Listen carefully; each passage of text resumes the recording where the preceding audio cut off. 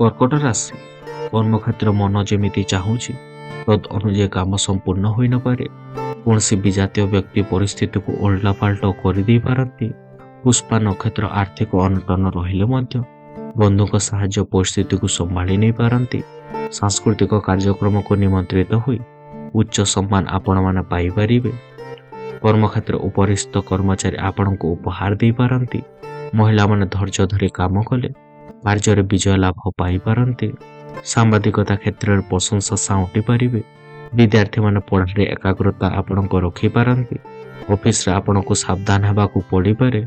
ଜମିକୁ ନେଇ ବହୁ ଦିନରୁ ଲାଗି ରହିଥିବା ସମସ୍ୟା ଆପଣଙ୍କ ସମାଧାନ ହୋଇଯିବ। ଆଜି ଆପଣଙ୍କ ଶୁଭ ରଙ୍ଗ ହେଉଛି ଧଳା, ଶୁଭ ସଂଖ୍ୟା ହେଉଛି 2 ଏବଂ ପ୍ରତିକାର ପାଇଁ କୌଣସି ଅସହାୟ ବ୍ୟକ୍ତିମାନଙ୍କୁ ଆପଣମାନେ ସାହାଯ୍ୟ କରନ୍ତୁ।